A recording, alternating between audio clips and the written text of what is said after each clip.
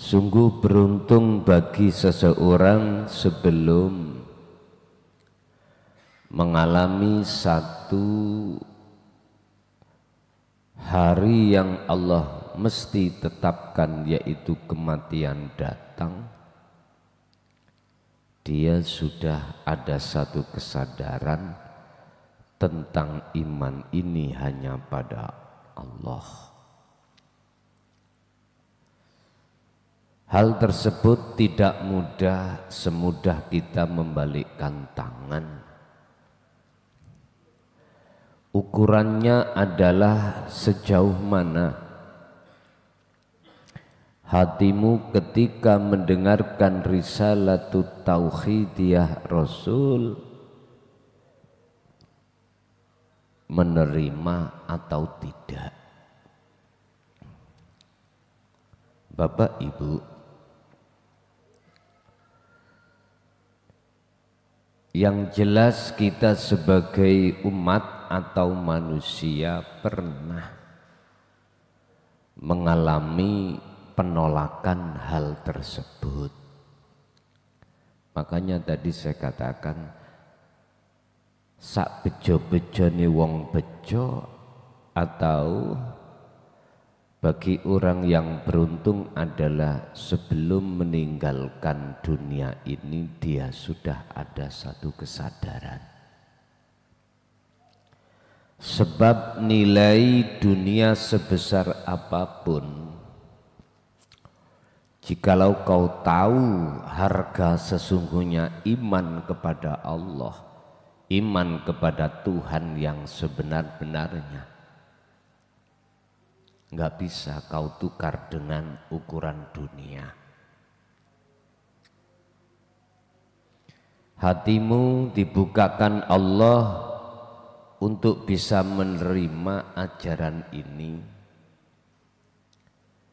Itu harta yang paling berharga. Walaupun nilainya sebesar apapun duniawiyahmu, anak, suamimu, istrimu, harta bendamu sedunia kau miliki sendiri, gak akan ada harganya. Gak bisa kau samakan dengan harga tersebut. Alasannya dari mana? Dari sisi kekekalan. Sebanyak apapun nilai duniamu pasti habis. Pasti habis, walaupun katakanlah 200 tahun lah, pada akhirnya habis. Suamimu yang gagah, yang tadinya kau agung-agungkan, pasti dia akan menjelang tua dan tidak bisa apa-apa. Apa yang kau gung-gungkan apa? Istrimu, anakmu, jabatanmu, ini masanya pasti akan habis. Tapi keimanan yang sesungguhnya, atau Kanjeng Nabi kalau menyebutnya adalah ihsan, ini kekal. Kelihatannya memang sepele, nggak ada harganya, Pak. Tapi kalau kau mengerti dengan sesungguhnya, mungkin ya, semua dunia kau tinggalkan.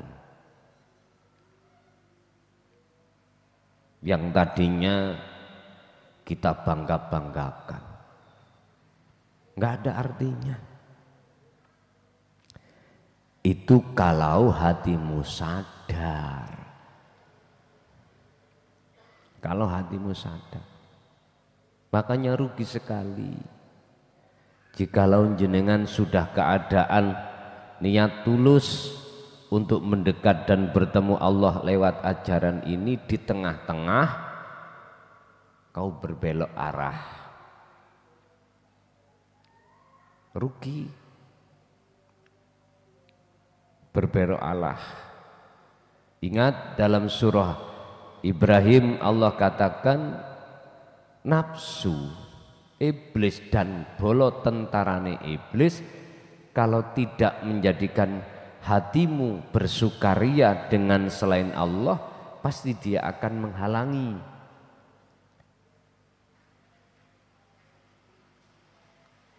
Kalau tidak wayastakhibunal hayatad dunya, pasti wayasudduna an sabilillah, kau akan dihalang-halangi biar enggak jadi. Walaupun Anda sudah jadi berjalan, wayabghunaha iwaja, kau akan dibengkokkan arah. Itu tadi istilah bahasa sederhana, perjalananmu di tengah jalan telah terbegal oleh nafsumu sendiri. Akhirnya tujuanmu enggak bisa sampai. Itu persoalannya biasanya tidak tahu nilai harga tentang ilmu amal istiqomah ini. Akhirnya di tengah jalan kau diiming-imingi oleh nafsumu sendiri, akhirnya berbelok arah.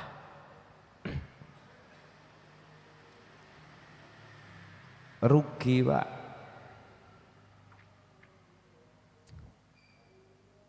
Tapi itu semuanya adalah tadzakur.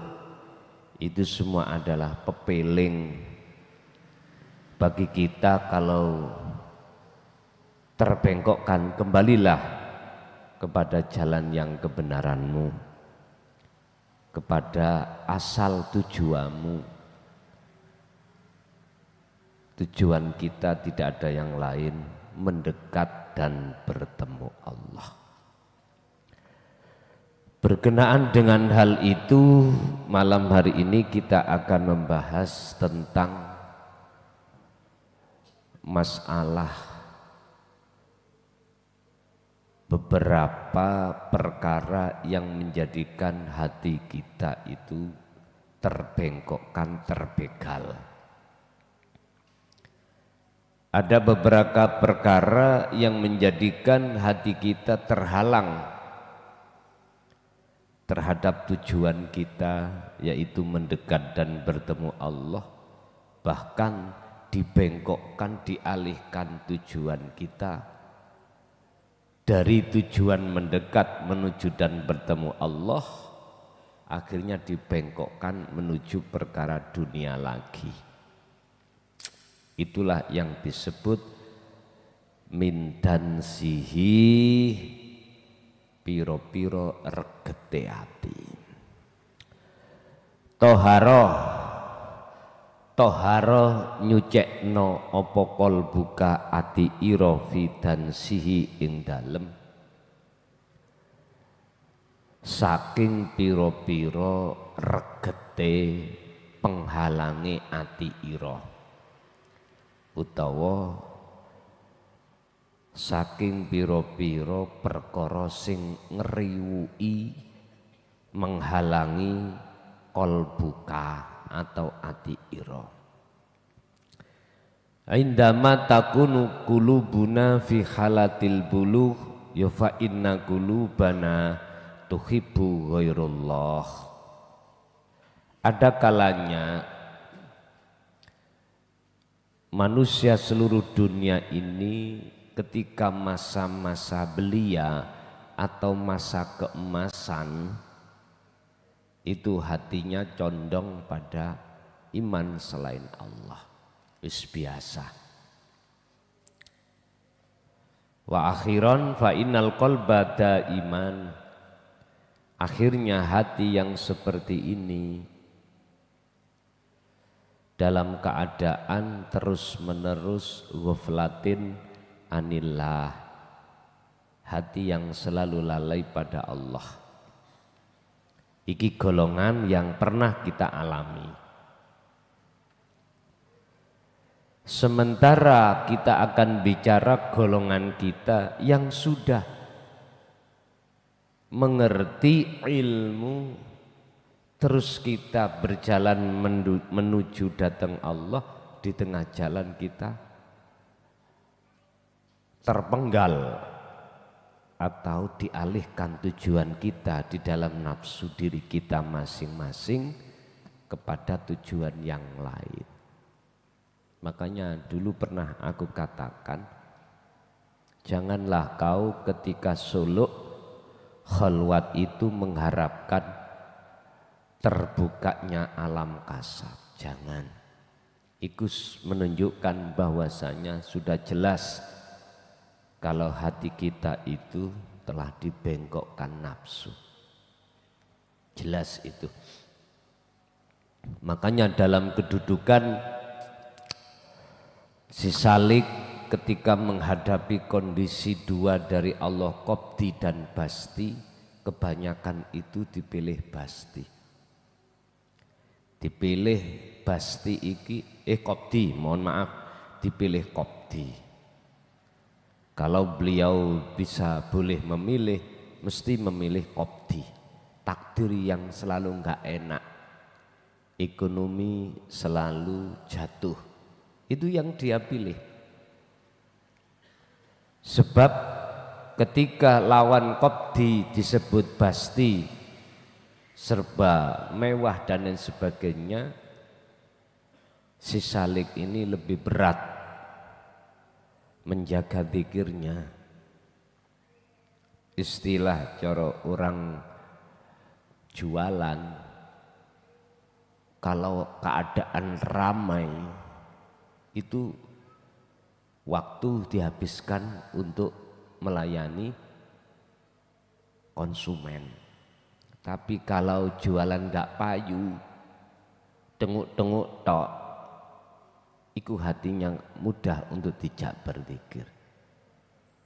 Dari dua keadaan ini, para si Salik itu kalau boleh memilih, mesti memilih Qobdi.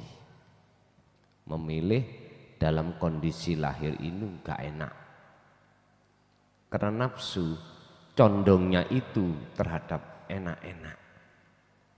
Makanya dijak soro jasmani untuk sholat nggak mau, enak tidur, enak kita leyeh-leyeh. Diajak untuk wudhu juga begitu, nggak mau, mintanya enak-enak. Nafsu bisiki kita, alah ngene lak padha ae ya, sing penting eling. Lah ngoten ta? Itu biasanya seperti itu. Makanya waspadalah. Kama kaya keterangan kala kang wis dawuh sapa Allahu Gusti Allah fi surati Takatsur ing dalam surat At-Takatsur. Alhaakumut takatsur, lalainya seseorang itu dikarenakan mewahnya dunia di dalam hati. Hati yang bermegah-megahan dengan kemewahan dunia. Mana sih hati yang bermegah-megahan kemewahan dunia itu bagaimana? Condongnya hati loh Pak. Pawengin dan pawengin mewah. Istilah bahasa kita di dalam rumah tangga, condonge hati menuntut kepada Allah untuk kebutuhan keluarga itu dicukupi. Hati kedorong perkara yang seperti ini, keinginan yang seperti ini salah satu golongan yang dimaksud ayat ini. Udah kasih Allah, nggak cukup Pak Bu. Setelah kita membahas hati itu kecondongan senang terhadap makan kecukupan, sandang. Sandang ini bukan berarti baju ini enggak. Apa kebutuhan yang ada kaitannya dengan rumah tangga? Sandang bisa kami sebut tumpaan. Apakah sepeda? Apakah mobil? Siapa yang hatinya condong terhadap hal ini, itu yang menjadikan hatinya lalai pada Allah. Udah, ini Allah cukupi, Allah kasih. Enggak cukup Pak.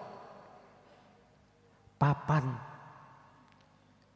berarti tempat tinggal. Siapapun kita ngalami hal itu, Yohan. Bagaimana caranya aman, rumahnya itu bersih, rumahnya itu mewah, semua nggak ada habisnya. Bapak Ibu, ayat alhaakumut takatsur ini memberikan satu dasar bukti terhadap hati siapapun manusia. Kalau hatinya dipenuhi dengan kemegahan dunia, condongnya hati terhadap dunia, ini yang menjadikan hati lalai pada Allah. Kehidupan yang seperti ini, kehidupan hati yang seperti ini di dunia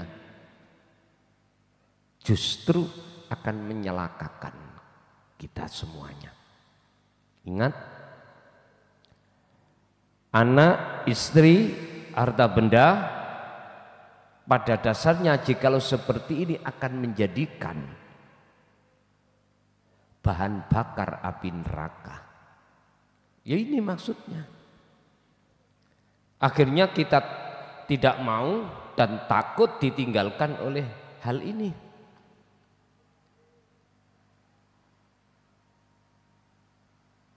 Atau kita takut meninggalkan mereka ini. Padahal itu mesti terjadi. Pasti terjadi. Apakah kita tinggalkan dengan bentuk kematian kita? Ataukah kita ditinggalkan dengan bentuk diringkes dengan cara Allah sendiri? Dua kemungkinan yang akan terjadi ini mesti terjadi. Terlepas kita tidak ditinggalkan, mesti kita meninggalkan. Itu pasti, Pak. Tapi mereka tidak berpikir. Dengan bersih hati ini bahwasannya ada sesuatu yang termahal di balik itu semuanya. Apa? Ta'limar Rasulillahi fi ilmi tauhid. Ajaran Rasulullah di dalam tentang masalah ilmu tauhid. Ini enggak sadar. Hatta zurtumul maqabir, jikalau itu dibiarkan sampailah batas waktu kita tinggalkan, yaitu kematian. Ya sudah, kalau sudah mati bisa apa? Bisa menolong kita? Tidak bisa. Sebab di masa itu tidak ada datangnya perkara yang bisa menolong kecuali dari Allah. Bagaimana mungkin Allah akan menolong jiwa kita, lawang kita di dunia itu menjauh bahkan menolak seruan Allah. Batas waktu sudah selesai. Bahkan mereka memohon dalam satu ayat kepada Allah untuk dikembalikan lagi walaupun sesaat untuk bertobat, tapi enggak bisa. Istilah orang Jawa, getun kabeh iku ana mburi. Wa'lam lan ngertiya sira annana ing sak temene kita menungso iku idza tarokna tatkalane ngejarno kita marodal qalbi ing penyakite ati yang seperti ini soro mongko dadi apa soro mongko dadi kolban ing ati kita dadi mayitan dadi mayit dadi ati kang mati wa a'ma lan ati kang wuta anillahi fid dunya wal akhirah. Ketahuilah bahwasannya jikalau hal ini kita biarkan, berarti bagi kita yang lagi suluk terus dibengkokkan nafsu, kok kita teruskan? Artinya kita teruskan ngikuti nafsu dalam hatimu, tidak ingat tujuan kita yang sebenarnya mendekat dan bertemu Allah. Apa yang terjadi? Soro kolban mayitan wa a'ma anillah fid dunya wal akhirah. Percuma jenengan kali kula suluk bendina. Ngerti percuma? Tiap hari kita khalwat percuma. Bahasa sistem di makalah ini. Apalagi mereka yang tidak mengenal ini lebih nemen.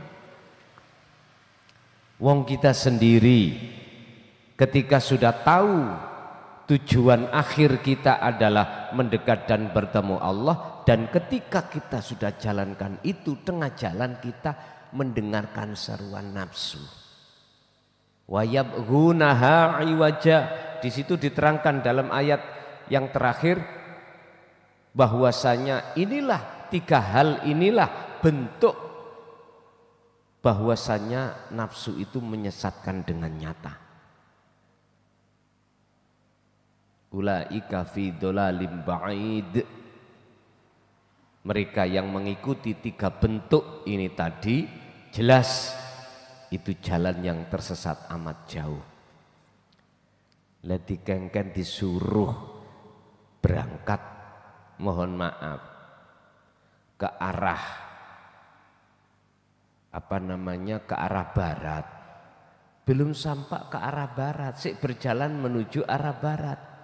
Di sini kita mendengarkan seruan nafsu, isinya seruan nafsu disuruh untuk ke arah timur. Bagaimana mungkin bisa sampai ke arah barat, lawang kita semakin jauh berjalan ke arah timur. Awal sudah tak wanti-wanti sebelum kita masuk dalam suasana mendekat dan bertemu Allah, tentang dzikir iki gawonen, dzikir yang menjadikan hatimu itu untuk melepaskan alias tidak mudah mendengarkan seruan nafsu, pegang teguh. Lah berhubung tidak dipegang teguh, nafsu mlebu ngomongi, etan kowe ana perkara sing enak. Dijanjikan kita oleh nafsu, wa yastahibbunal hayatad dunya. Otomatis kalau kita sudah berbelok arah ke arah timur, lupa dengan arah barat, Pak. Alal akhirah kita akan lupa.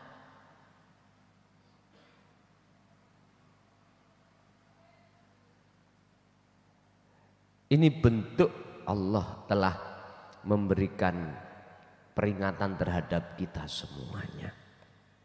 Kadang-kadang arah etan itu kita tergoda oleh istri kita di rumah atau suami kita di rumah, tergoda oleh teman-teman di luar, tergoda oleh anak, tergoda oleh bisnis yang menjanjikan, tergoda oleh barang-barang yang nanti ku beli, nanti akan ku jual dengan banyak laba. Wis lereno nek kaya ngono. Lereno nek kaya ngono. jelas kita tergoda di situ. Kecuali Anda betul-betul untuk memegang erat tali Allah, sekalipun secara dohir itu kelihatannya jenengan ke arah timur, tapi hakikate batinmu tetap ke arah barat. Itu perbedaan antara betul-betul orang yang memegang tali Allah dan tidak ada di situ. Oke, Bapak Ibu, kita di rumah itu juga mikirkan bagaimana kebutuhan rumah tangga di rumah. Lah gitu ta. Iki khusus yang ku katakan adalah panjenengan kali kula yang ditetapkan Allah di sini. Kalau yang menduduk beda lagi.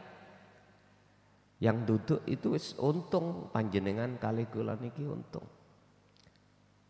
Ning pada dasarnya saya lebih mengukuhkan terhadap jenengan yang dimukimkan Allah di sini.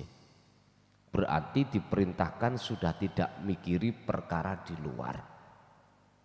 Kita memfokuskan diri, hati ini mendekat, bagaimana lekas bertemu Allah dalam waktu yang sudah Allah janjikan itu.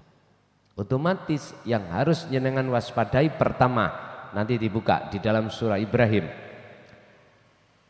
Nafsu itu pasti membikin hatimu, bagaimana caranya hatimu itu bersukaria dengan selain Allah.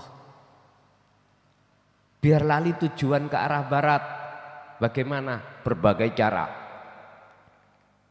Yang kedua, wa yasudduna an sabilillah. Di situ Anda akan dihalang-halangi. Perjalanan zikirmu dihalang-halangi dengan berbagai cara, nafsu membisik dalam hatimu. Terakhir, kalau nafsu tidak bisa yang pertama, kedua, ketiga, senjata yang terakhir adalah wayabghunaha iwajah, akan berupaya untuk membengkokkan arah dan tujuanmu. Ini yang harus jenengan waspadai. Jikalau di antara kita ada kurban salah satu di antara tiga, lekas. Apa kuncinya? Wa'tasimu bihablillah, pegang teguh tali Allah. Ya zikir itu yang harus kita pegang teguh.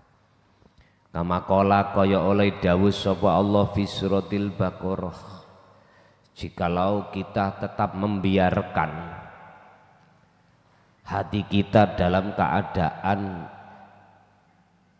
terbius oleh janji-janji nafsu, akhirnya menjadikan hati kita hati yang mati atau hati yang buta kepada Allah baik dunia dan akhirah. Allah dawuh di dalam surah Al-Baqarah ayat 10. Fi qulubihim maradun fazadahumullahu maradah walahum adzabun alimum bima kanu yakdzibun. Di dalam hati kita semuanya atau orang-orang yang hatinya itu yang telah ditutupi oleh perkara-perkara selain Allah.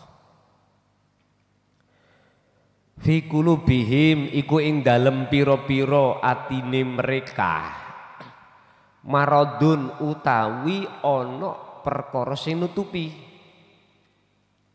Basa murad disebut penyakit. Itu tidak bisa keluar penyakit itu dari hati kita atau hati mereka, malah fazadahumullahu maradah, fazadahum mongko nambah-nambahi hum ing ati mereka sapa Allah Gusti Allah, nambahi apane maradon, penyakite. Hati tutup itu tidak apa? Tidak lekas hilang, malah tambah. Ketika kita itu didorong oleh nafsu untuk condong pada selain Allah. Iki kalau jenengan tidak langsung lekas megang zikir, hati Anda pasti akan tambah ke dalam, condongnya kepada selain Allah. Anda yang terhalang, dicondongkan nggak bisa, terhalang, dihalang-halangi oleh nafsu. Anda tidak akan pernah bisa dihalangi hatimu oleh nafsu, manakala hatimu itu tetap megang teguh tali Allah. Oke, iki gak bisa. Terakhir, nafsu itu akan membengkokkan arah tujuanmu. Ini pun jikalau hatimu itu tetap memegang teguh tali Allah, tidak akan pernah bisa terjadi. Anda dibengkokkan.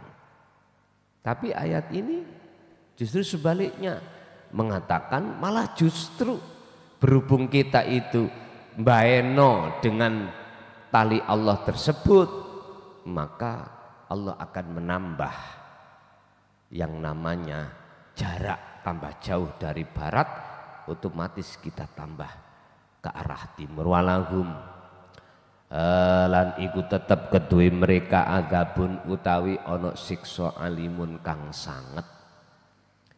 Sungguh bagi mereka akan menerima azab yang pedih. Bima kanu yaktibun, kelawan sebab bima kelawan opo kanu kang doono sopo mereka iku yaktibuna kang podo ndustaake sopo mereka. Disebabkan karena mereka mendustakan apa yang sudah Allah wanti-wanti. Nyenengan sudah bisa menerima. Anda sudah melaksanakan tujuan Anda, mendekat dan bertemu Allah. Hanya karena kita itu tidak mendengarkan seruan Allah dengan bentuk memegang teguh tali Allah, itulah akhirnya jangan salahkan. Kalau Allah mengizini oleh nafsu masuk di dalam hati kita, akhirnya kita terjebak di dalam belenggunya nafsu. Lah, inilah yang disebut golongan-golongan kita yakdzibun. Bima kanu yakdzibun. Boleh dikatakan kita itu ceroboh. Boleh dikatakan kita itu mendustakan.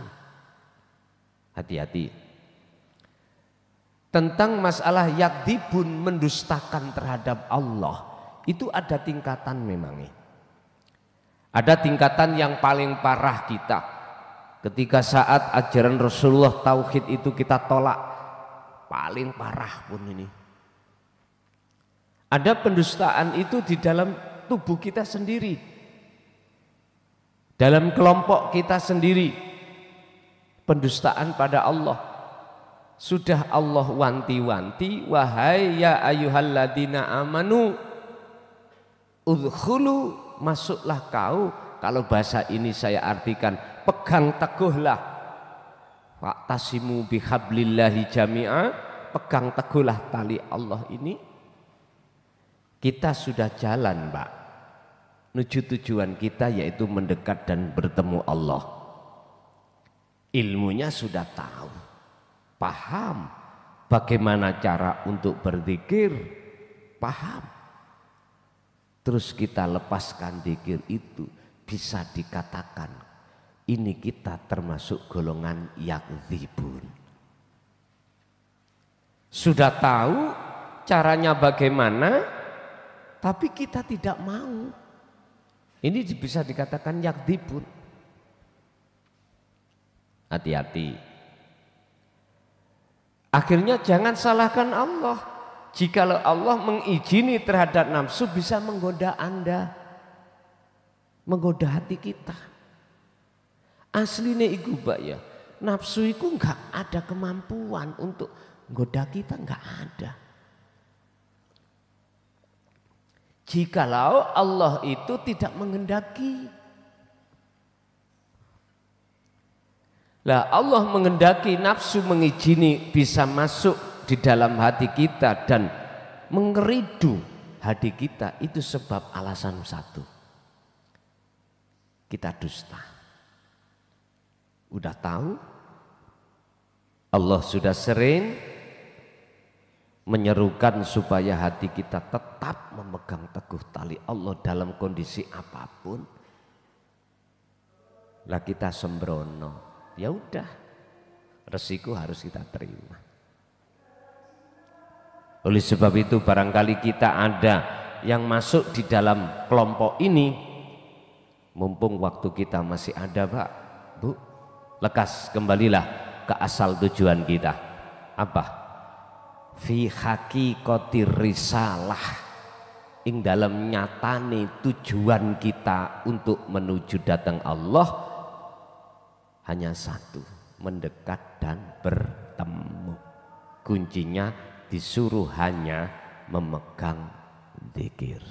Lah tugasnya nafsu atau iblis adalah ngajak sampean kali kula untuk melakukan kebalikan dari malaikat. Berarti perkara sing jelek. Yun sewu. Dari kacamata hakikat itu siapa yang memberikan tugas masing-masing? Jawabannya adalah Allah. Kita sebagai manusia makhluk ruh diuji Allah di antara dua jalan ini. Jenengan tinggal condong yang mana? Hati kita. Orang-orang yang hatinya sudah sering merasakan kehadiran Allah lewat kacamata hati yang disebut ainul basirah, mengatakan bahwasanya ilahukum ilahu wahid.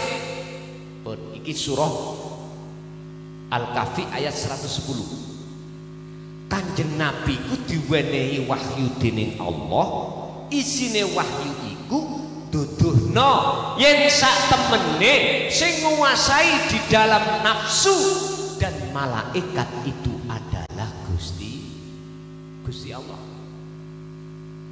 Bon, niki nek dereng saged diterima, kayak ngopi kopi dulu. Nyantai mawon. Ngaji niki mboten asal dipeksa ya.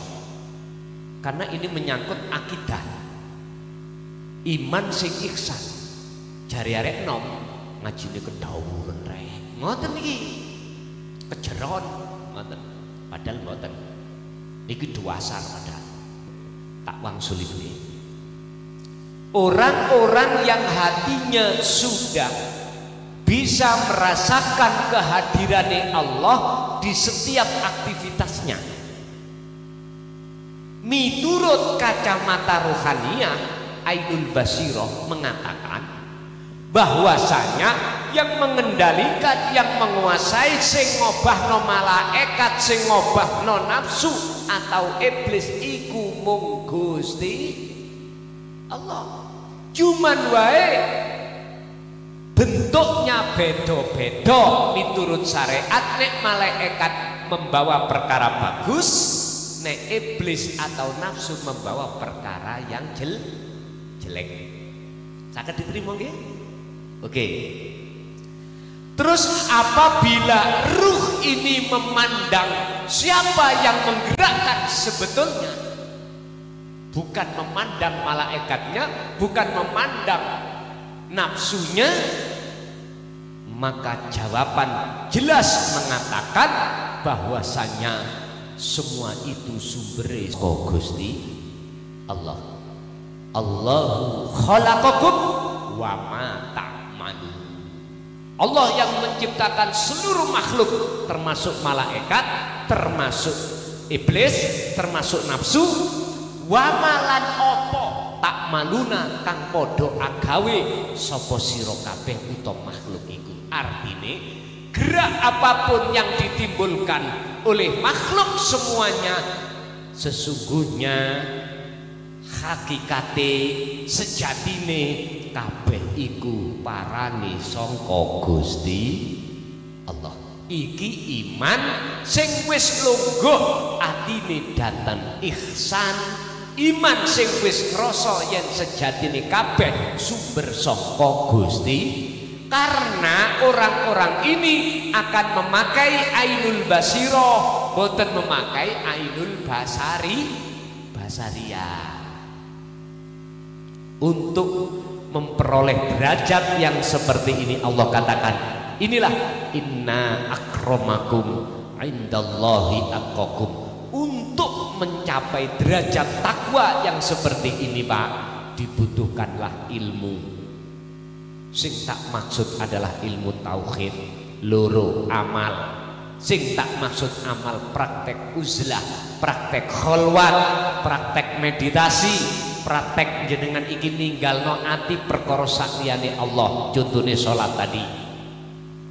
Yang telu adalah istiqomah alias terus bener, barulah yang namanya tingkatan takwa yang seperti ini akan jenengan dapatkan. Alhamdulillah, Gusti Allah sampun janji bagi sapa sing gelem nglakoni iki akan mendapatkan derajat yang koyok ngeten. Surat Al-Ankabut ayat 5 Allah katakan, barang siapa wa man kana yarju liqa Allah fa inna ajalallah la'at. Allah berjanji dalam waktu yang sudah Allah tentukan, pertemuan itu akan terjadi terhadap hati yang ada keinginan untuk bertemu dan bersama Gusti Allah.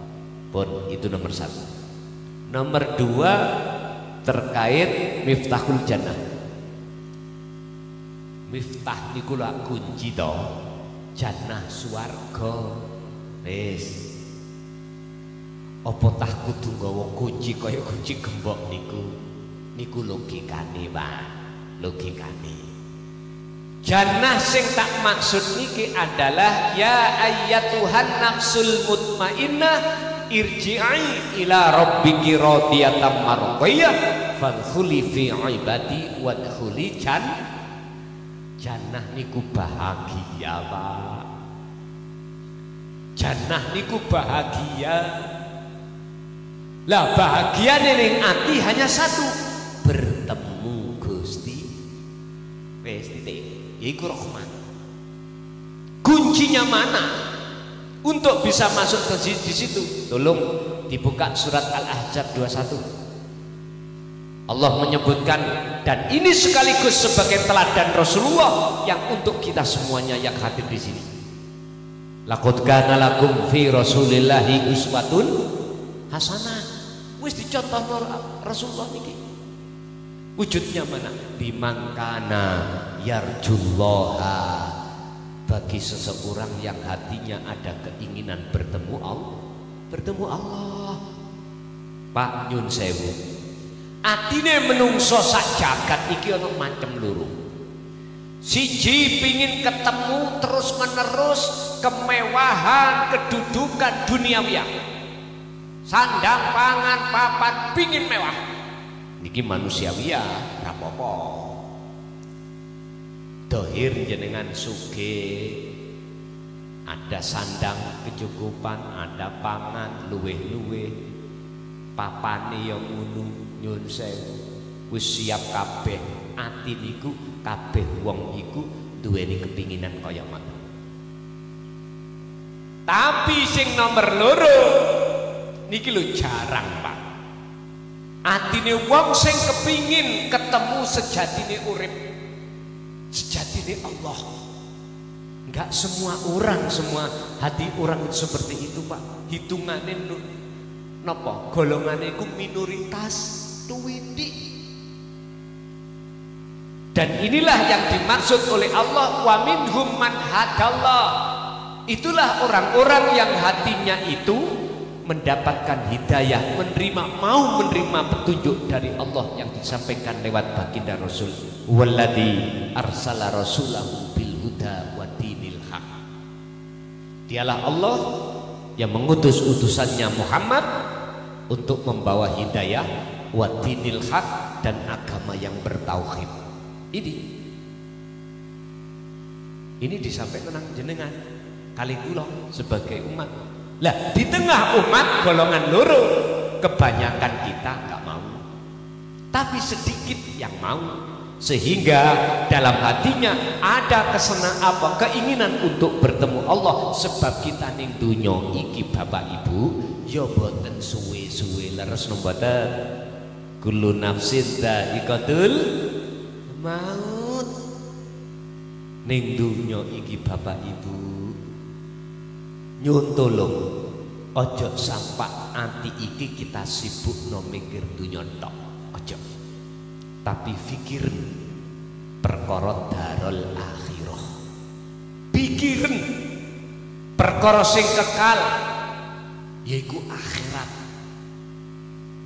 Padahal akhirat ini sudah Allah ciptakan, tinggal sampai iki gelem gak mlebu nang alam akhirat iki.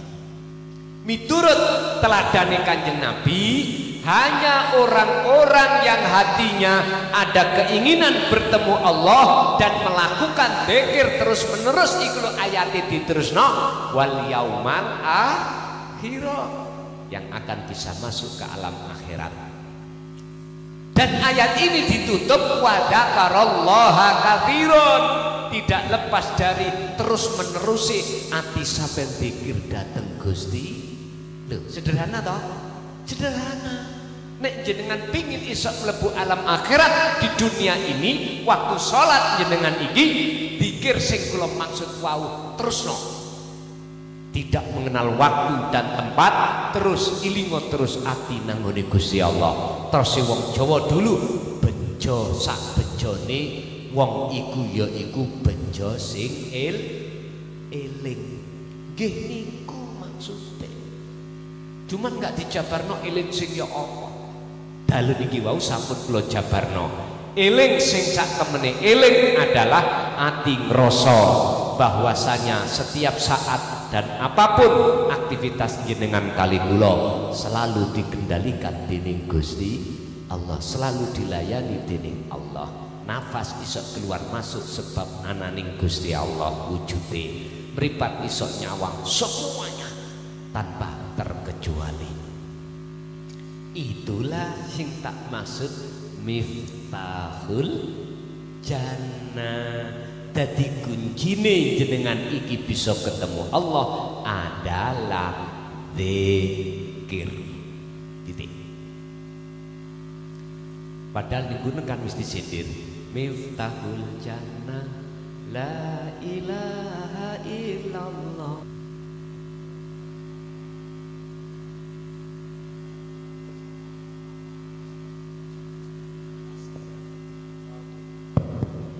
Assalamualaikum warahmatullahi wabarakatuh. Perkenalkan, saya dari Tawangrejo ingin bertanya kepada Gus, yaitu dari Tawangharjo. Yang saya tanyakan, kalau kita mati itu kembali ke mana? Kalau kita semua tahu jasad itu pasti dikuburkan, yang roh kita ini kemana, dan bagaimana cara kita bisa kembali. Sekian pertanyaan saya. Assalamualaikum warahmatullahi wabarakatuh.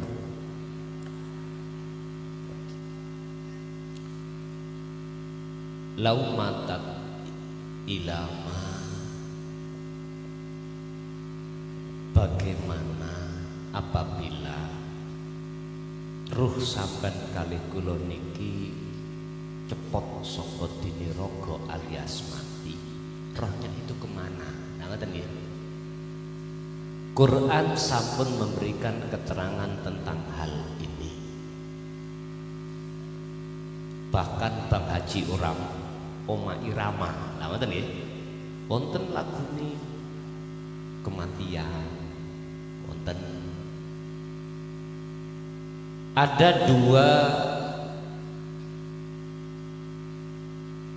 akibat daripada manusia ketika idza jaa ajaluhu, sabtu. Allah katakan hal itu di dalam surah Al-Baqarah ayat 257. Pertama, golongan ruh yang masuk di dalam rahmat Allah. Allahu waliyul ladina amanu yukhrijuhum minadh-dhulumati ilan nur. Bagi ruh saat di dunia menjadikan hanya Allah lah satu-satunya yang diimani, yang dijadikan sebagai penolong, yang dijadikan sebagai sang pelayan.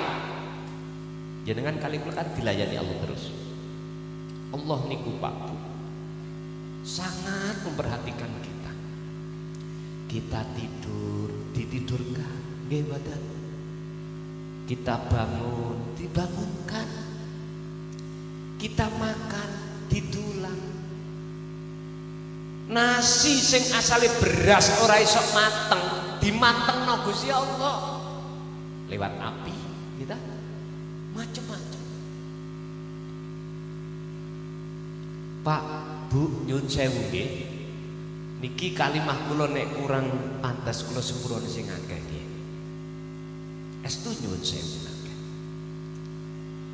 Akeh golongan kita, kebanyakan golongan kita manusia lalai kepada Allah di setiap saat dan waktu, padahal Allah itu selalu melayani kita. Apakah tidak mulia, mohon maaf, binatang yang namanya kalbun? Kalbun artinya anjing. Dia selalu setia pada tuannya Pak Bu. Siapa yang kasih makan, yang mengasihi, dia selalu ingat. Disuruh jaga rumah, mohon maaf, nyawa taruhannya, tidak mau tuannya ada bahaya. Itu anjing. Mohon maaf loh ya. Di sini ada yang ngingu anjing badan. Kok umat Islam iki mang anjing tidak syariat tidak ada termasuk najis mughaladhah? Aku yakin umat Islam sama-sama mengingu, memelihara anjing. Cerdasnya luar biasa. Itu anjing loh. Wes siapa di antara kita yang pernah mempunyai peliharaan anjing? Pasti setia. Karena kita yang kasih makan, ya dah? Kita yang menyayangi, dia pun taruh nyawanya Pak demi tuannya. Sedangkan kita umat manusia, kita makan didulang. Mohon maaf sekali lagi, kita apapun digerakkan, tapi mengapa hati kita mencampakkan Allah demi sesuatu yang lain? Pertanyaan saya, pantaskah itu? Tidak. Ulaika kal an'am bal hum adall. Bahkan karakter sifat manusia itu, mohon maaf, kalau menurut ayat ini kal an'am, seperti kaki empat itu. Wa adallu apa bersifat ulaika kal an'am bal hum adall, bahkan lebih ganas, lebih jelek daripada berkaki empat. Bentuknya apa? Kita selalu melalaikan Allah Pak Bu. Apa sebab itu? Karena kita mendengarkan seruan hawa nafsu. Ingat, innahu lakum aduwwum mubin. Innahu sak temene iblis, sak temene setan, sak temene nafsu, lakum kedue sira kabeh iku aduwun mungsuh mubinun kang nyoto. Al-Baqarah 208. Ini Pak Bu, Allah sudah kasih tahu terhadap kita. Lalu mengapa kita mengikuti ajak-ajaknya Dia untuk melalaikan hati kita pada Allah? Bapak Ibu hadirin, surat Al-Baqarah 257 Yang pertama adalah orang-orang yang sudah menjadikan Allah sebagai pelayannya, yang selalu melayani. Dia selalu ingat dan setia kepada Allah. Bentuk kesetiaan dia telah meninggalkan seluruh larangan dan menjalankan seluruh perintah. Itu pembuktiannya atas kesetiaan dia kepada Tuhannya. Ruh yang seperti ini Bapak Ibu, ketika saat dia itu meninggalkan ngalam dunya, apa ayat itu? Minadz dzulumati ilan nur. Dia akan menemukan satu alam yang padam. Mengapa padam? Karena ada cahaya. Akhirnya dia akan tahu jalannya. Dalan kembali wa inna ilaihi raji'un. Dia enggak sangsi lagi, karena saat di dunia dia sudah menjadikan hanya Allah lah sebagai Tuhannya. Satu. Nomor dua, bagaimana ruh ketika saat idza ja'a ajaluhum? Golongan yang kedua niki, walladzina kafaru awliya'uhumut taghut yukhrijunahum minan nuri ila dzulumat. Bagi ruh saat di dunia menjadikan tauhid itu sebagai pelayannya, sebagai imannya. Apa sih tauhid itu? Nek cara makna muradnya, at-tauhid itu adalah berhala. Berhala sing tak maksud di sini adalah selain Allah. Orang-orang yang hatinya tertutup. Kafaru itu artinya orang yang hatinya tertutup atas kebenaran, menjadikan selain Allah sebagai penolongnya, maka mereka itu akan menemui yang namanya alam kegelapan. Itulah yang dimaksud azab. Gak percaya? Ngeten mawon. Tolong nanti jenengan kalau sepulang ngaji, jenengan meripato meremo, meripat jenengan sampai merem, sampai mantuk, sampai melampah. Pertanyaan kula nyampe griya mboten? Aku yakin kesasar. Nek gak percaya ayo di video dan viral. Ya dah. Wong grobokan bareng ngaji kabeh merem mantuk ngeten. Aku yakin ono sing nabrak cakak, wonten sing kejeglong gon. Nek gak percaya buktekno. Sami Pak ruh sampean kali kula, tatkala mripate ruh sampean iki tidak mendapatkan cahaya, yang terjadi adalah mata hati yang disebut buta. Barang siapa saat di dunia mata hati kita buta kepada Allah disebabkan tidak mendapatkan cahaya, maka di akhirat pun juga. Tolong dibuka dalam surat Al-Isra ayat 72. Man kana fi hadhihi a'ma fahuwa fil akhirati a'ma wa adallu sabila wa adallu sabila. Barang siapa saat di dunia mata hati kita masih buta kepada sejatine urip, sejatine Allah, maka ketika meninggal juga keadaan gelap gulita. Naudzubillahi min dzalik. Pun piye carane gak buta atine? Kembalilah pada materi kita yang awal, belajar ati eling nang Gusti Allah. Pun iku jawabannya. Terus bagaimana caranya bali? Kaifa roja'an Allah, bagaimana hati kita bisa kembali kepada Allah? Dalane lewat pundi? Pun Gusti Allah menehi thariqah loro. Dua. Berupa apa? Iki dilakoni kaya utusane Allah. Mulai Nabiullah Adam sampai kanjeng Nabi Muhammad. Apa? Ibadatul mahdoh wa ghairu mahdoh. Niki thariqah. Thariqah itu jalan. Ibadah murni pertama, sholat, zakat, puasa, haji, maca Quran, maca sholawat, apapun iku ibadah murni. Jadikanlah thariqah itu sebagai jalan untuk bertemu Allah. Itu murni. Jangan kita sholat, jangan kita membaca apapun, termasuk kita zakat, puasa, haji, ati sampean arep-arep madhep menyang sakliyane Allah. Jangan. Sampean harus ini wajah Tuhan, dia carane dzikir sing kula sebut wae. Dikire mboten diucap, dirasa, diyakini, diresapi ning ati. Ikulah yang disebut wa huwa adzikru bisir asrar min tauhidi la ilaha illa anta subhanaka inni kuntu minal zalimin. Surat Al-Anbiya ayat 87. Niku nyeritakake Nabi Yunus. Wes, jadikanlah sholat itu untuk jalan bertemu Allah. Jadikanlah ibadah apapun, murni, zakat, puasa, haji, baca selawat, baca Quran, apapun, menolong orang, itu sebagai ibadah murni untuk bertemu Allah saja. Yang nomor dua, ibadah yang tidak murni, apa? Kerja, apa? Makan, apa? Minum, sosialisasi. Temui Allah di situ.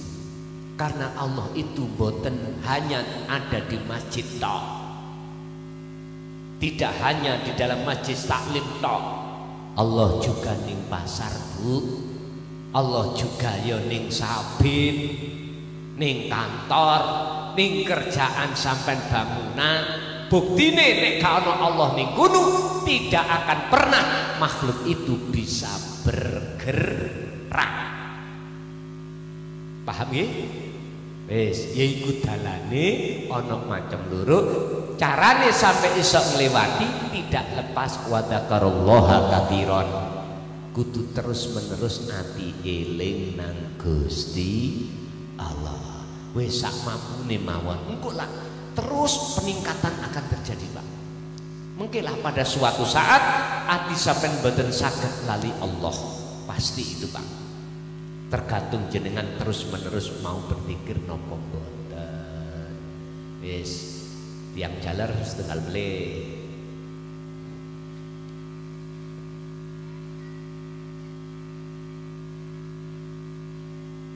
Monggo.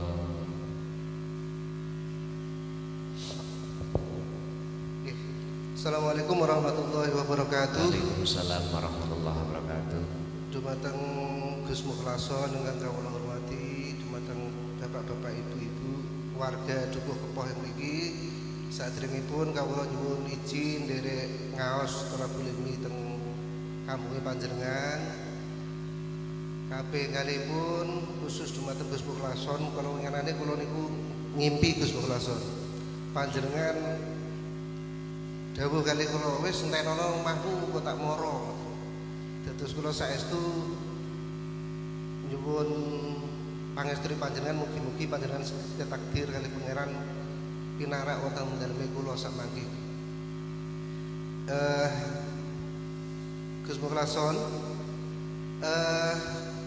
kula riyin niku nate wekdal nep seneng kali cah wedok. Iya kan. Rasane niku kok setiap hari kelingan terus ngoten Gus. Terus menawi boten kuanggih rasane kuangen rindu ngoten. Masyaallah. Namanya selalu disebut terus. Nggih. Padahal faktane bocah niku mboten maringi kula napa-napa. Ning sedaya tindakane terhadap kula niku ridho Gus. Ning niku sewau Gus, niki mun sepuh nggih. Kula nyuwun pripun carane supados rasa niku saged tertuju dumateng pangeran. Sih kula angsal tanglet. Cah wadon wae sakniki dados garwa jenengan mboten? Boten saya. Boten. Ning boten napa-napa menika takdiripun pangeran. Inggih. Kula nderekaken kemawon. Kula nggih nate ngalami kaya ngoten niku. Nggih, mangke kawula nyuwun saestu pripun carane menumbuhkan raos menika, Gus. Inggih. Kaping kalihipun kula saestu mungkin iki juga rencang-rencang sedaya pengen saestu panjenengan warai, panjenengan ngurui menawi salat utawi wiridan utawi kholwat dalu-dalu kersane wonten setrume ngoten lho Gus. Wau sampun panjenengan dawuh hilangkan keakuan diri dan seterusnya. Ning sampun berusaha raose setrume niku tesih angil ngoten Gus. Niki kedah dilatih terus napa memang ditutke ngoten mawon. Amargi kula riyen nate nderekke YouTube panjenengan niku dawuh panjenengan turokno akalmu ngoten. Mandang kula nglatih ngurokke akale malah bablas kula wiridan niku ketileman ngoten. Ngerti-ngerti nglilir. Lah niku mangke kula nyuwun dipraktekke supados bapak-bapak ibu-ibu ngertos carane wiridan kholwat sing langsung wonten setrume ngoten Gus. Ngoten nggih. Saestu. Nggih. Nggih sementara ngeten sing terakhir Gus. Wekdal salat utawi kholwat niku sering pikiran akal niku mlayang dugi pundi-pundi. Eling utang, ngajak hitung utangku jek semene. Sesuk kerja ning kono. Ngoten niku akal Gus. Lah supados tumaknina niku pripun posisine akal kalih manah. Kedudukan masing-masing supados anggen kawula sarencang takorub dumateng pangeran saged sesuai harapan. Nggih, nggih. Saking kawula menawi wonten lepate kawula nyuwun pangapunten ingkang kathah. Assalamualaikum warahmatullahi wabarakatuh. Waalaikumsalam warahmatullahi wabarakatuh. Bukan perkara niku kula niki mboten purun mampir-mampir. Mboten. Kula dhisik niku jamane abah kula niku wekdal tasih esak. Kula niki dipengat niku tahun 74. Kula tasih kelas 4 ibtidah. Thariqah ingkang dibeatkan kula niku Qadriyah wa Naqsabandiyah pertama kali. Abah kula dulu niku dawuh ngeten. Cung le ger sok kuwi nek umpama Gusti Allah nakdirna dalane ngelmu tauhid iku awak mono tugas ojo gampang mampir. Lan apa to, Bah? Kuwi kudu waspada. Ning kono ana maksud nafsu sing lembut ning atimu. Bayu. Lah niki umpama jamaah piye to, Pak? Tetep awakmu kudu waspada. Berarti bukan berarti nggak boleh loh ya. Kula ora bakal mampir lamun ati kula ana kepentingan nafsu. Kula bakal purun mampir lamun nggak ana kepentingan nafsu. Pak nyun sewu. Ning kono niku wonten kepentingane nafsu dalam hati kula sing alus. Napa to rupane? Siji kuwi dalam hati kula. Ceke ana rumangsa luwih apik katimbang sing ngampirke. Otomatis luwih mulya katimbang sing ngampirke. Otomatis. Makane dawuhe kudu sing waspada. Apa maneh atimu ana pengarep-ngarep dateng jamaah kuwi. Maksudnya pengarep-ngarep macam-macam lho Bu, Pak nggih. Sebab wong sing ngampirke kuwi sekalipun iku jamaahmu, tujuane wis bener pengen kok endangi, pengen kok ampiri, mergae atine kok seneng.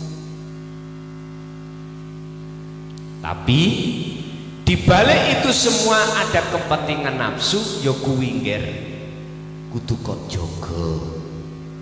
Nyuwun sewu Pak nggih. Tadi saya katakan bukan berarti saya tidak mau. Tetap kula kudu waspada. Ngeten mawon Pak. Kula nderekake apa sing dadi ketetepane Allah mawon. Tondo-tondo niku kula mboten keplecuk ambek kepentingan nafsu, manakala baik saya atau panjenengan Bapak tatkala dihadapkan tidak terjadi untuk mampir ning ati ora ono ati ganjel. Paham ya? Kula pun paham jenengan sedaya mau pengen diampiri. Estu kula nggih ngoten. Sebab enggak mungkin iso ketemu bendina lah ngoten ya. Khususnya jamaah sing wonten Purwodadi atau niki napa? Grobogan. Nggih. Asline sami ati kula mbek jenengan, Pak.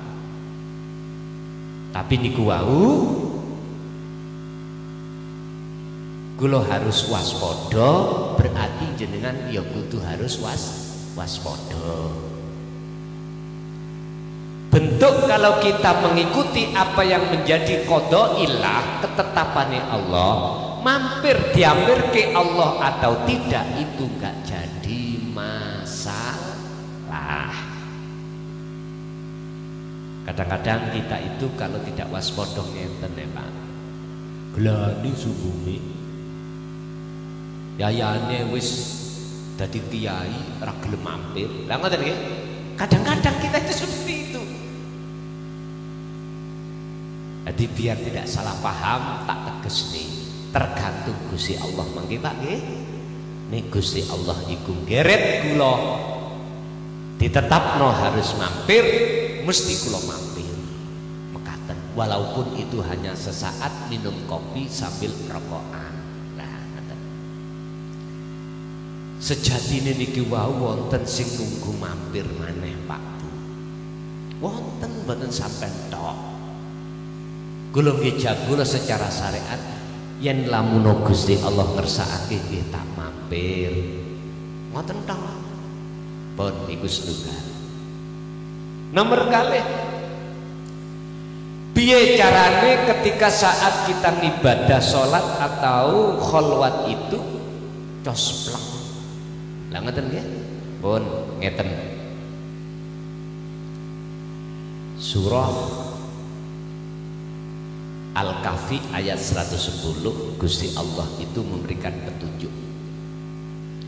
Wa man kana yarju liqa'a rabbih falyamal amalan sholihan wala yusrif bi ibadati rabbi ahada. Ana rong syarat, ana syarat lurus sing kudu jenengan cukupi. Lamun kuwi pada waktu kholwat iku cospleng alias copleng ketemu Gusti Allah. Barang siapa yang ingin bertemu Tuhannya dikala kholwat, ada dua syarat yang harus sampai kagem. Niki cospleng lho Pak niki. Pertama apa? Falyamal amalan sholihan. Niki nek kula urai kalimah niki ngeten.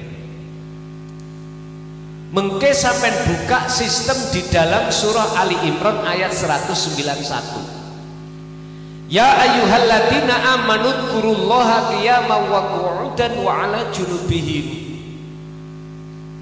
Berzikirlah kau dikala kau waktu berdiri, waktu kau duduk. Nggak bisa duduk, bisa dengan berbaring. Sing cospleng iku falyamal amalan sholihan, dzikir yang bagaimana ngeten. Pun wis katakanlah jenengan sambil duduk, posisi duduk menghadap kemana miturut ayat itu tidak dijelaskan. Berdiri sampai berdiri kemana tidak dijelaskan. Berbaring mujur kemana kita tidak dijelaskan, berarti terserah jenengan. Ngeten. Mengacu dari surat Al-Ahzab 41 yang disebut sebagai kunci untuk sampai ini cospleng bisa langsung ketemu Allah waktu sholat, waktu kholwat adalah tolong napas mlebu metu napas sampean kan iramane kan mlebu metu lah ngoten nggih. Mlebu metu lah waktu napas sampean iku mlebet di samping ati sampean ngucap hu keluar Allah, ati sampean kudu duweni pangrasa. Rasa sing sak jerone ati cipta, rasa sing nang sak jerone ati buktikan. Sampai bangunkan. Tandane ya ana nek bangunkan. Ngeten. Tatkala hati sampai ngucap hu Allah, ati sampean kudu ngraosake wujude urip iku wujude Allah sing ngetokno sing lebokno nafas. Terus di dalamnya itu ada perlu sing sampean ketahui, jangan sekali-kali akal iki melu titik. Berarti nglakokno rasa itu hanya dengan hati. Akal jangan ikutkan, turokno akali, pedoten akali. Sebab yen akal iki mang derek siji mesti ngelu sirah sampean. Karena sing dipethuki iku wujude Allah bukan makhluk. Akal boten mampu Pak Bu, boten mampu. Ingat ketika saat Mi'raj Kanjeng Nabi, ketika sudah sampai pada sab langit itu para malaikat iku kundur, boten saged nderekake, tidak bisa mengikuti perjalanan Kanjeng Nabi sampai Sidratul Muntaha, boten saged. Buroke ya parkir, malaikate ya parkir. Beliau sendiri sing ngadep nang Sidratul Muntaha mustawa dening Allah. Akal iki maksudnya sampean gak usah sampean elokake, sebab rasa iku mung panggonan ning sakjerone ati. Iku carane sing mesti tatkala jenengan iki sudah terbuai di dalam pangrasa untuk nyatakake wujud sejatine Allah, mesti sampean iku nanti bakal dilalekne Allah ati sangka dene perkara sakliyane Allah, termasuk garwa, termasuk anak, termasuk dunya brana. Mboten saged mlebet, mboten saged. Nek akal sampean buka mesti mlebu, ngalang-alangi sampean akhirnya mboten saged rasa iku ketemu gesang. Mboten saged. Ati sampean gak saged ngraosake kehadiran wujude Allah, mboten saged. Yo niki sing ngalang-alangi ati sampean. Ingat, siapa yang ingin ketemu aku, dheweke kongkon ngilangi keakuan dheweke, makhluk. Inilah yang disebut tazkiyatun nafsi, bebersih jiwa dari perkara pengakuan-pengakuan tersebut. Wis pinten suwene kula nglakokake dzikir niku wau, empun ngitung waktu, gak usah dihitung, sampai melampah terus ning gunung ngetutno. Sebab sing nglakokno jenengan kali kula ruh iki mung Gusti Allah. Satu hal sing kedah sampean ngertosi Pak Bu, tatkala sudah berjalannya dzikir di dalam rasa tadi sing tak maksud, manakala Gusti Allah buka ning ati sampean babakan tentang alam gaib makhluk, sampean gak usah wedi. Jangan sampai terbuai dengan alam mukasafah di dalamnya itu. Jenengan nanti akan diketahukan wujudi surga, bidodari, wujudin rokok, wujudi wong sing disiksa, ketemu malaikat, ketemu para wali ni Gusti Allah, ketemu para kekasih Allah, para nabi. Ojo kaget, semua itu masih sebatas makhluk. Paham nggih? Tujuan sampai ketemu Khalik. Gejok ana rasa iku mau dzikir sirul asal sampean gejoki sing rapet. Sebab dengan cara inilah satu-satunya cara jenengan siji tidak akan terbuai dengan isine alam kasab, loro jenengan tidak akan pernah takut khawatir dengan apa sing dituduhno panjenengan kali kula, luwih-luwih perkara sing medhekake. Contoh sampai dilebokno nang gone alam siksa kubur, ngerti bakale wong sing disiksa, dilebokno ngalam rokok sampai ngerti bakale wong sing disiksa. Mesti menakutkan Pak itu. Sampai tidak akan pernah takut kalau betul-betul jenengan iki waqtasimu bihablillah, gejoki rapet talining Gusti Allah. Cukup sampai diam, boleh berjamaah, boleh sendiri munfaridan.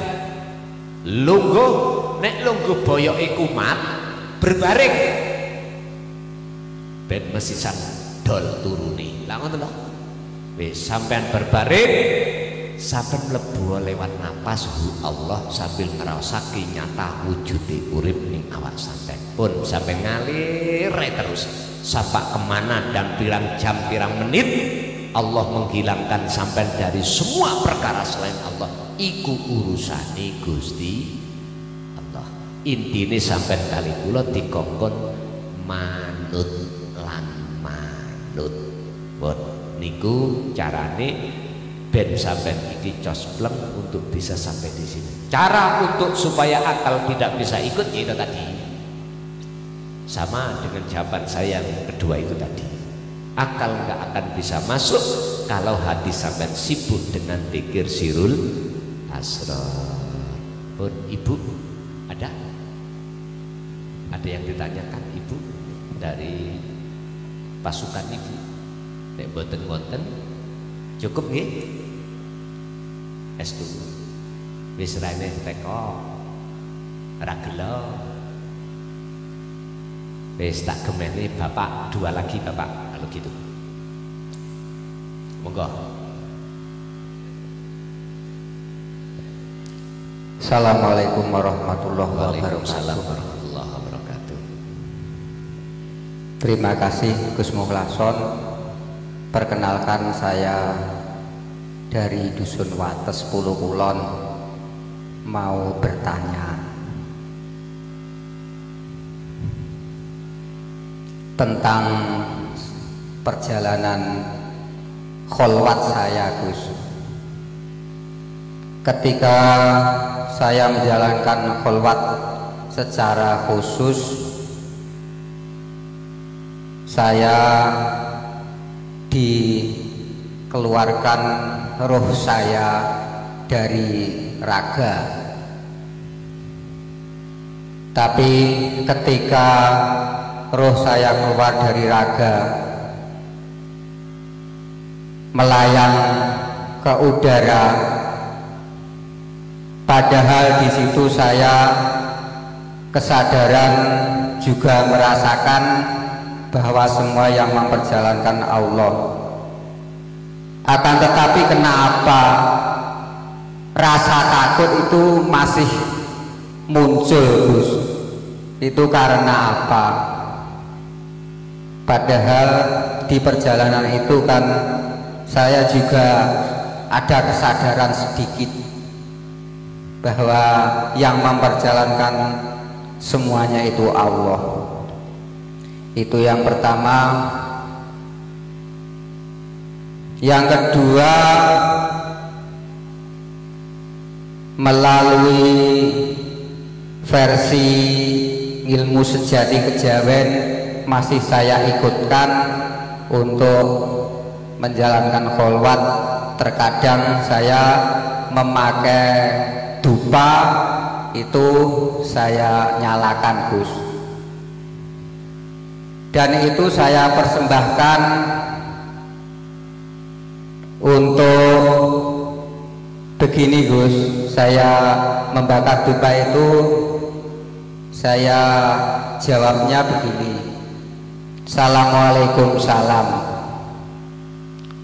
kulo caos Gondoroso dumateng Eyang Wisanggeni, Eyang Semar, Eyang Ibu Ratu Kidul. Mbok bilih anggen kula caos Gondoroso wonten kekiranganipun kula nyuwun pangapunten.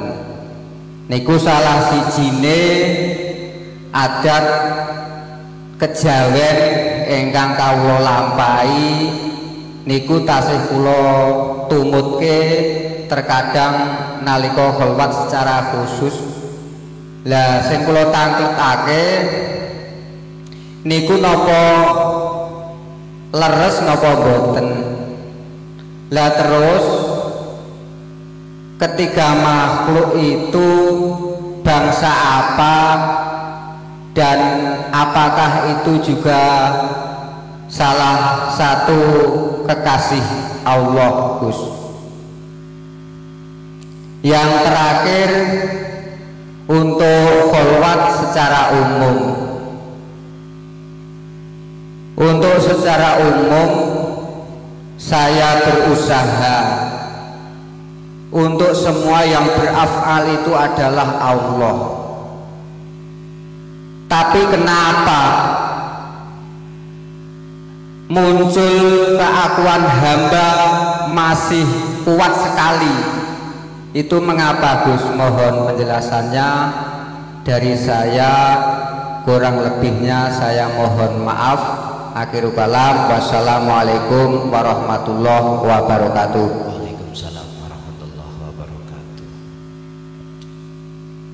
Di dalam masalah perjalanan khalwat, di situ kami mengalami bahwasanya anna-ruhana kharaja minal badan ilallah.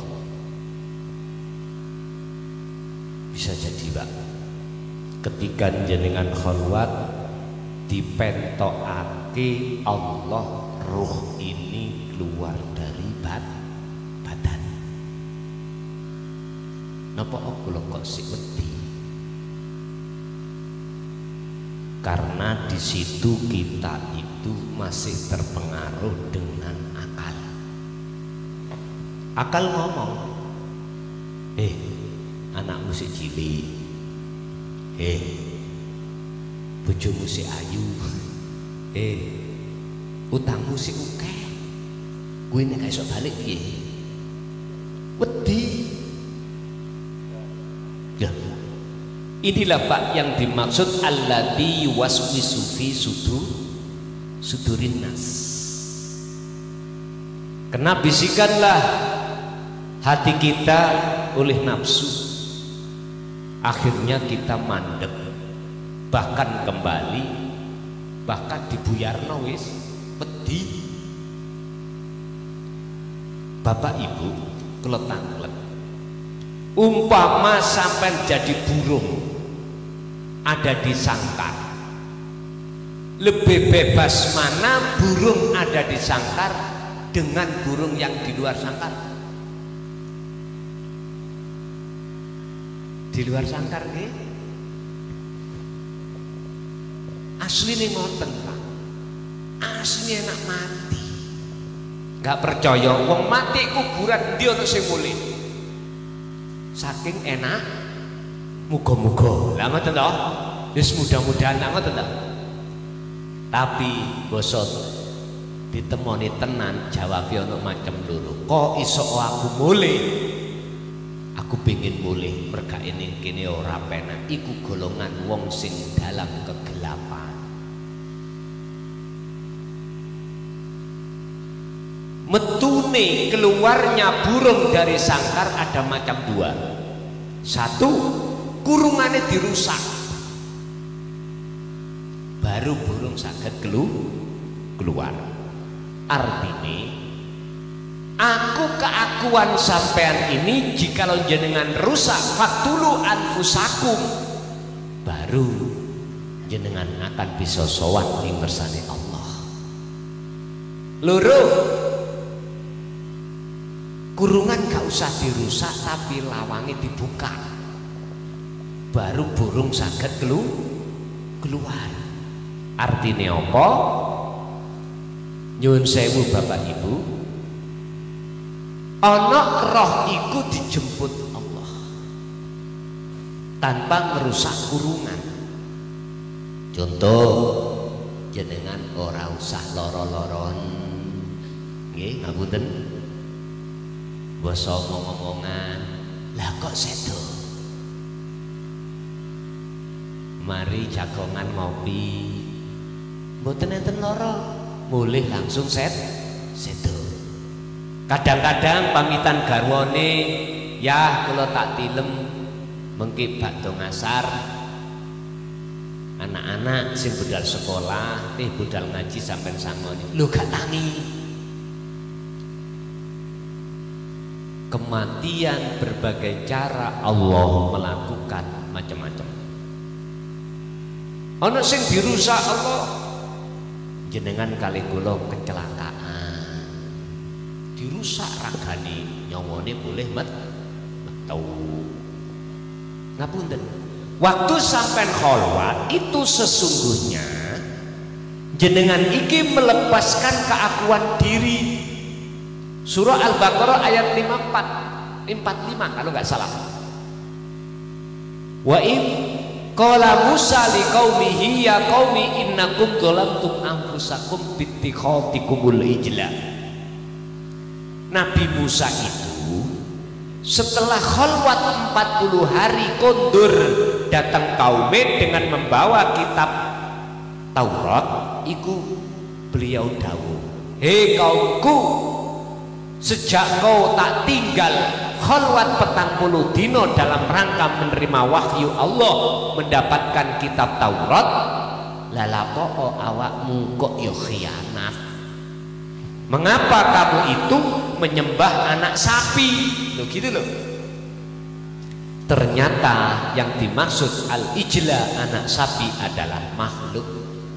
Artinya jenengan kali kula niki umat manusia siapapun pasti di dalam hatinya itu ada gambar selain Allah, ada wujud selain Allah. Ya iki sing dimaksud anak sapi. Mengapa kok gak bapak sapi, gak mbok sapi, kok anak sapi? Karena takwilane anak iku munu akeh. Nek wong tua cuman loro, bapak lan ibu. Nek anak iku akeh. Contohnya kados kula, anake 8, ya toh. Bapake sitok. Lho mek aja takok ibuke ya. Bapake sitok. Lho, anak akeh. Makanya bahasa Quran itu al-ijla itu menunjukkan arti kata banyak. Anak sapi disebut pedet. Ngapunten ingkang kuatah. Ternyata di dalam diri ini banyak pengakuan, oh iki wekku, oh iki lakuku, oh iki sholatku, oh iki macam-macam. Hei kaumku, kau ingin tobat? Caranya gampang. Faktulu anfusakum, lepasan keakuanmu sebagai makhluk sing ngaku-ngaku tadi. Ngoten. Ya kholwat dalane kholwat. Lah untuk bisa melepaskan diri tidak lepas dari dzikir sirul asrar, fungsinya ada di situ, Pak. Di dalam dzikir sirul asrar kan ada 3 tahap, su'aul basyirah wa ainul basyirah wa hakul basyirah. Artinya rasa pangrasa di dalam hati jenengan kedah mung siji ngrasakno wujud nyatane urip ikulah sejatine wujuding Gusti Allah yang setiap saat dan waktu melayani kita dalam hal aspek apapun. Iku nek diterusno akhirnya jenengan dilebokno Gusti Allah yang namanya alam muraqabah, alam di mana hati sudah merasa Allah itu dekat. Jenengan sholat ngraosake Allahnya, jenengan dahar ngraosake sing layani sing gerakne Allahe. Ati ku ngoten. Mangkane nang thariqah kan dilatih. Ati kudu melatih zikir sirri. Ning ati kudu lekas bendina ngucap ben waktu Allah, Allah, Allah. Sampai disuruh kadang beto tasbih. Tasbih digital ini kalau Pak ya, digital iki. Tapi gak cukup. Boten saged bedah lan buang keakuan diri. Lamuno jenengan kali kula dereng mengertos tentang zikir sirul asr, dereng saged. Makanya konco-konco thariqah sulit untuk usul saat khususiyah atau saat suluk untuk usul itu susah. Jikalau dereng mengenal zikir sirul asr, siapapun kita tetap di situ. Bon, carane sampean iku mau kok yo ben ora gampang wedi. Ini kok tetep ati sampean ya kudu gecoki tali Gusti Allah. Kok sik tetep wedi? Ngapunten Kang Ana. Berarti tertondok ikulah proses Gusti Allah datang kita masih dilakokno posisi wedi. Mengkilah sampai terus nggak ilang-ilang dewi perkara sing penting niku. Loro kula niki nggih jalakake sistem di dalam kejawen yaiku ngasta dupa. Dulu niku ada yang melakukan dengan minyak Arab dan kayu garu dikeu buku-bupa. Maksudnya itu ben ruangannya wangi. Terus sampai nyebut makhluk-makhluk di situ tadi ya tak? Itu tidak apa-apa. Lamuno ati sampean iku mlayune dateng urip sing nguasai makhluk. Kalau ati sampean iki mau melayune dateng makhluk niki yang dadekno penghalang hati sampean tidak bisa ketemu dening sejatine Allah. Jadi di sini ada jawaban dua. Boleh manakala hati sampean iku maksudnya ini wajah tua iya walaupun nyebut makhluk sing sampean sebut kala wau. Dan ini akan menjadikan penghalang datang jenengan kali kula lamuno ati sampean iku madhepe boten menyang ini wajah wajia. Saged dipahami? Wis terserah jenengan ati niku lari kemana, ke makhluk tah atau ke Allahnya. Terlepas makhluk ini kekasih Allah atau tidak sama saja. Sama. Tondo kalau itu makhluk kekasih Allah sederhana Pak. Apa sih kekasih Allah itu? Habibullah, kekasih Allah disebut Habib. Saya tidak bicara Habib yang lagi viral itu loh, mboten nggih. Saya katakan Habib bahasa Arab itu artinya adalah beberapa kekasih Allah. Habaib kekasih beberapa. Kalau Habib itu adalah Habib kekasih Allah siji. Lah, sekarang terlepas itu kekasih Allah atau tidak, kalau hati sampean iku madhepe menyang Gusti Allah, maka enggak ada masalah. Tondo kekasih Allah sederhana, atine iku selalu gumantung mung dateng Gusti Allah, iku kekasih Allah itu. Tidak bisa diukur kekasih Allah itu nang di bawah serban. Gak iso diukur kekasih Allah itu selalu pakai serban, pakai baju mohon maaf jubah, boten saged. Ketipu ngamane delok nang mriku. Boten saged. Sampai nek kepingin delok kekasih Allah Pertama lewat sifat lan karakternya. Sifat karakter iku ana hasud apa ora? Ana riya apa ora? Ada takabur apa ora? Para kekasih Allah bebas dari itu semuanya. Intine atine gak condong mingkol bin rohibin, boten condong menyang urusan dunya. Atine iku mingkol bin zahidin, mesti condong nang Gusti Allah. Tatkala sampean mendui mesti diseret nang Gusti Allah. Bicara tentang apapun mesti sampai diseret nang Allah. Boten diseret diajak bahas masalah urusan dunya boten.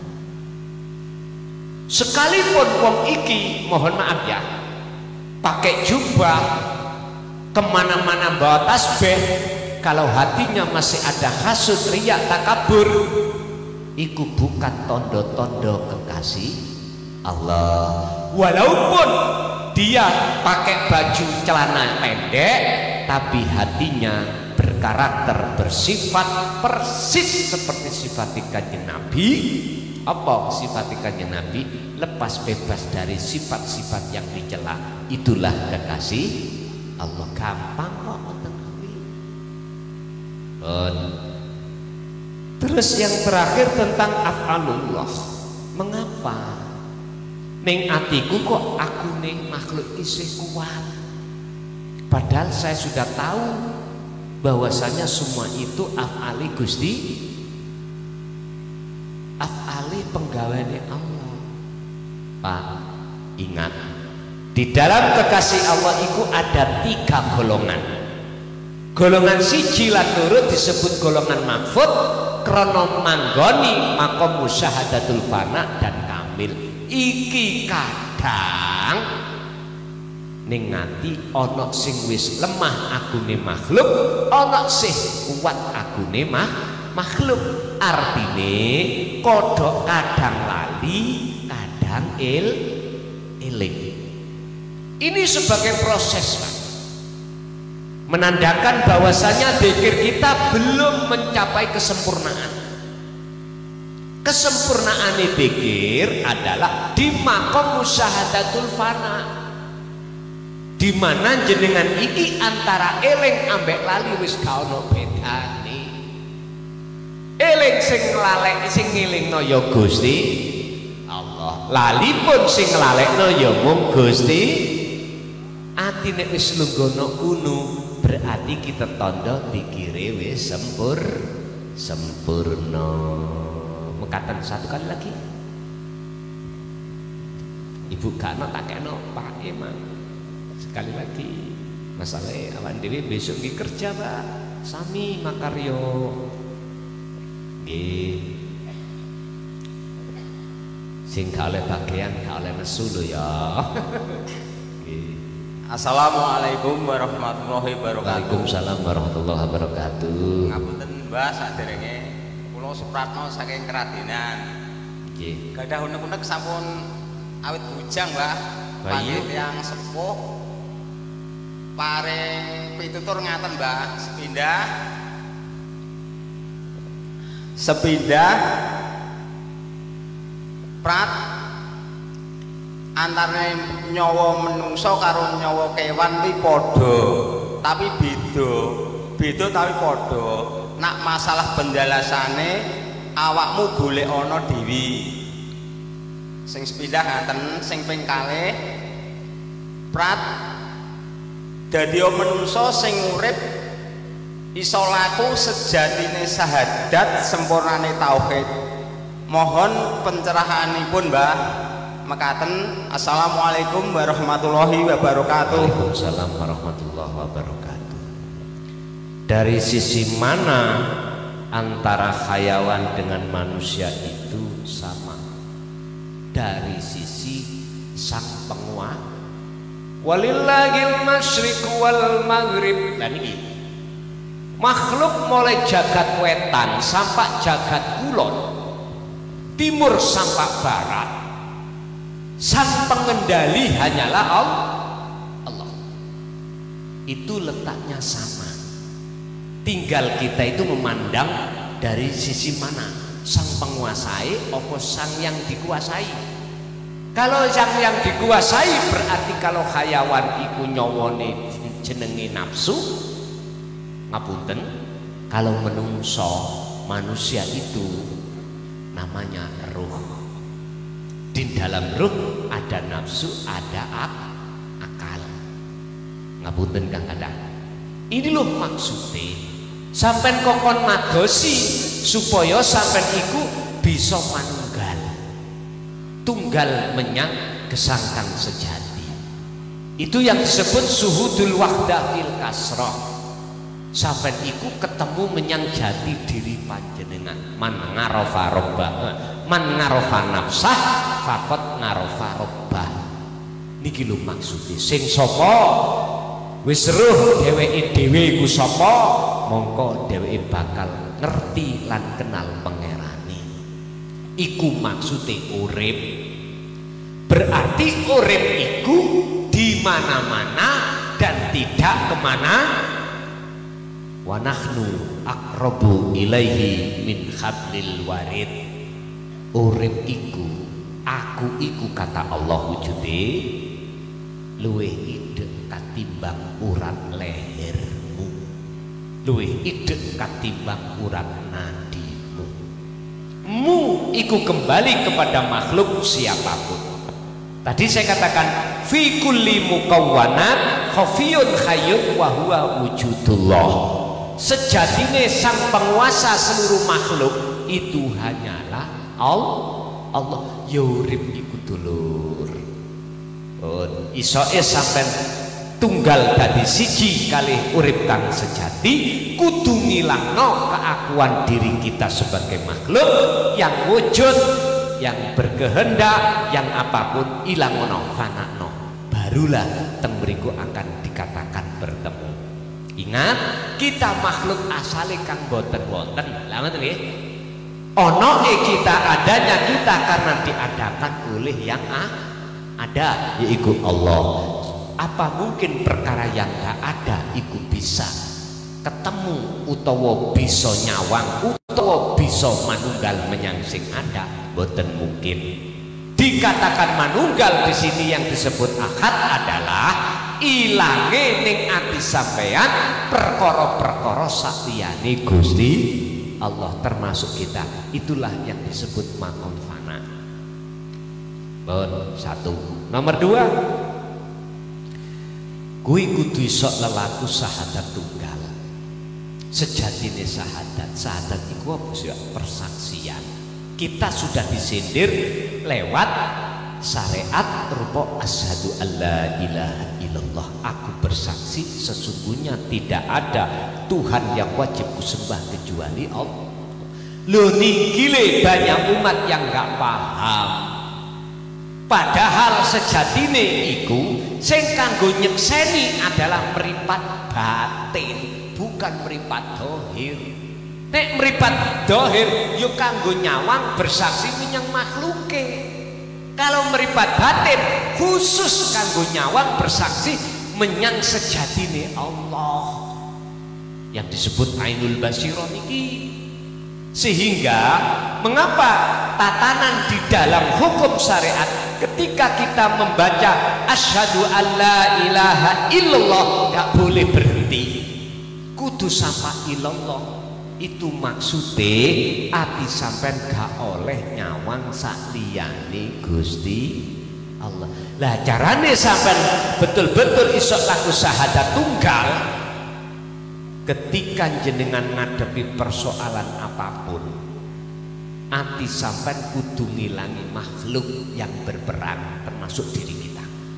Ati sampean kudu ngraosake kehadiran wujud kang sejati. Itulah yang disebut Allah Subhanahu wa taala sebagai isim fa'il atau sebagai sang penggerak. La yarawna li anfusihim syai'an bal yusyahiduna annal fa'ila wallahu ta'ala. bersaksi sampean iku sudah tidak ada siapa-siapa sebagai pelaku kecuali mung Allah Subhanahu wa taala. Bapak Ibu hadirin rahimakumullah, saderengipun ditutup doa, ilmu apa pada malam hari ini yang Allah berikan pada kita mudah-mudahan menjadikan hati kita bertambah baik dan menjadi ilmu ingkang manfaat barokah terhadap kita dan anak putu kita ila yaumiddin. Lahumul Fatihah.